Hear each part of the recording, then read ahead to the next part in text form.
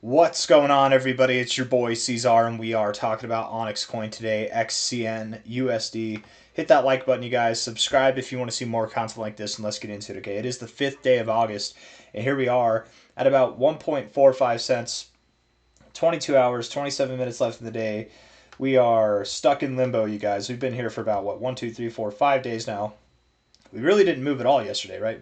0.06% to the downside. The day before, less than 3%. The day before, less than 1%. The day before, less than 3%. It's boring. It's very boring stuff. Oftentimes, whenever you move sideways like this and you see some boring price action, the indicators become a little bit less reliable. Fortunately enough, we haven't moved sideways for too long. I think the daily time frame will help, but I'm assuming the 1 hour and the 4 hour might be a bit mysterious. Let's say mysterious. Overall, looking at the price action, I think that we are in a bullish posturing here. Okay, I was assuming that we'd go a little bit lower and that we'd, was it this low or was it a lower? I can't remember. It would have been. I'm pretty sure. Yes, we were thinking about going down here, going back down to 1.3 or 1.2 cents even, as a possibility. But we don't have to, right? If Bitcoin upholds and continues to move up, or at least just doesn't like crap out too fast, I think that XCN will hold up as well. It's very possible from here, 1.45 cents, that instead of going below this low, what we do is we come down and we form kind of a double bottom here. But again, the idea that we would move down here and bounce is kind of weird to me because we've got 1, 2, 3 lows. Triple bottom exists. Quadruple bottom doesn't exist. You know what I mean? It's an inevitable breakout. And if we break out, that's fine. We can go lower. It's okay. But looking at this here, I would think that overall this is a bullish posturing. I mean, we've got the flat top with the ascending lows. We should be breaking out, but why aren't we? You know, I feel like we spent a lot of time here. We've got bupkis, and overall bullish patterns do perform. They might not perform, actually. The busted bullish patterns happen the most often in bearish trends, which overall right now we're in a more bullish trend, but on the 1 hour time frame we're definitely in a bearish trend, right? Lower highs, lower lows.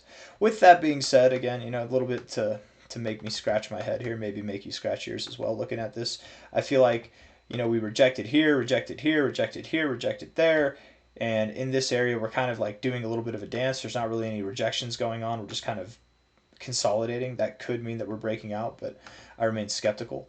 I want to look at the indicators and see what we got going on here. Why are there so many of these? Can I get rid of one?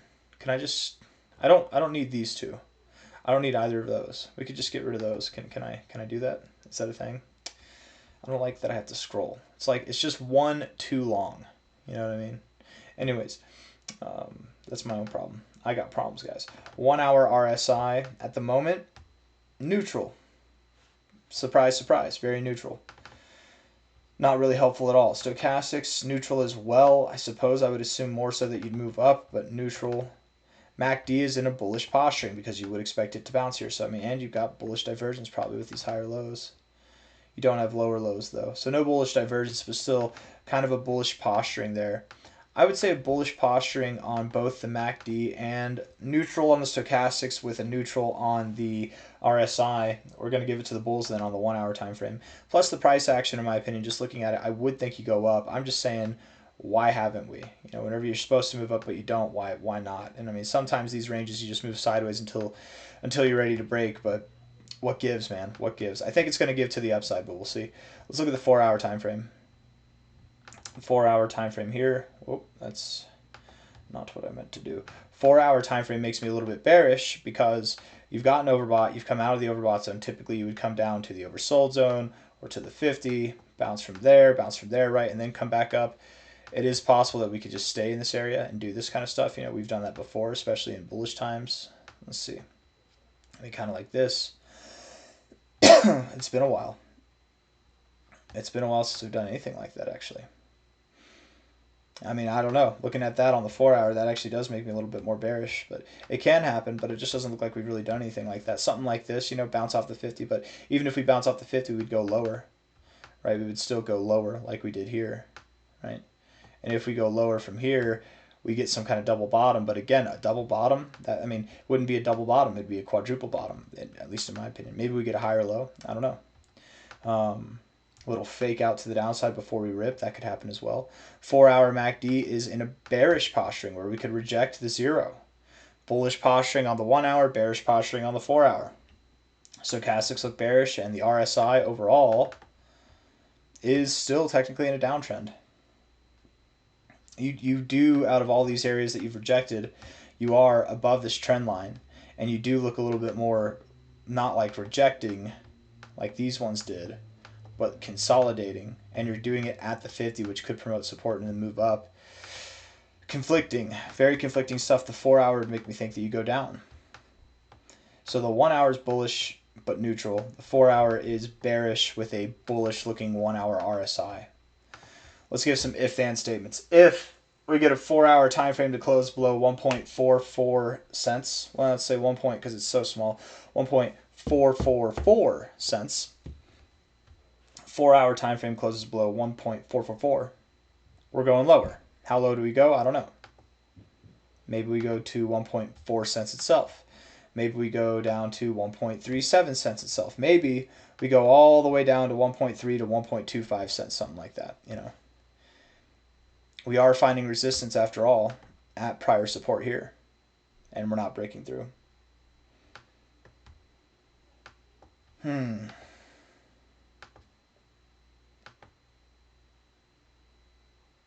could see 1.34, 1.2, something in that area. If we get a 4 hour time frame to close above 1.48 cents, then we're moving up. So close above 1.48 on a 4 hour time frame, moving up, good. Close below 1.444 cents, and we're moving down. How far are we moving down? It's anybody's guess. If I really had to guess, I would think something in this area, 1.34 to 1.2 cents, something in this area here. Probably more likely something around here if I had to guess, but time will tell. And it lined that up with Bitcoin moving down as well. That could definitely add to it. Yeah, 1 hour looks bullish, 4 hours bearish, conflicting, but got to give it to the 4 hour time frame. Daily time frame, as far as things go, you're in a very bullish posturing. You could move down and still bounce off the daily RSI. I mean, you're still, even though you're in a bearish area right now, but overall, I would say that you're more bullish than bearish. I mean, I guess kind of neutral, but overall, really bullish. Looking at the weekly time frame too, definitely a more bullish thing. Bullish aspect. Stochastics look bullish. I mean, they look bearish right now, but again, bullish posturing. If we continue to close green days or at least neutral days, the stochastics should come out of the oversold zone. And then once we get out of that oversold zone, again, you range typically from oversold to overbought, oversold, overbought, oversold, overbought. So that would be good for the days and weeks to come. MACD is at an area where at this point in time, guys, I don't know. It looks like we're not going to scoop the zero. We're probably just going to cross through it, and that's what we're doing, and that's not a good thing. But again, thinking back to what I said in the beginning of this video, whenever you're moving sideways and you're range bound, you kind of your oscillators or your indicators are a little bit less reliable, specifically with the MACD, and we have been moving sideways and been kind of boring lately. So I don't know. I would think that even though we go lower and we're crossing below the zero on the MACD, I wouldn't weigh on that too much, but I think it does signal at the very least that we're going to move lower. Low to low here. Actually, we don't want that. We want this high to low here. We're going to take that. Oh, come on. Take it. There we go. Take it, put it at this high here. That would line us up with about 1.3 cents. I don't know, man. I could see it happening. 1.3 cents gets a little ABC correction, little symmetrical correction there. 1.3 cents to 1.23 cents, something in that area. If not, was it 1.34 or 1.37? What was it? Let's see here. Hold on. Come on now. Come on. Oh, that was so close. So close. 1.34 to 1.3 cents would be my bet, or maybe even like 1.34 to 1.25 cents would be my best guess. That's where we're going to go. We probably do that over the next day or two. Hit the like button, subscribe. Thank you all for being here. XCN is definitely going to move up at some point. We just have to be patient. I think that we're at a turning point right now. It might not feel like it, but give it time. Things are going to work out. Be patient, have faith, and I'll see you on the next one. Take care. Bye-bye.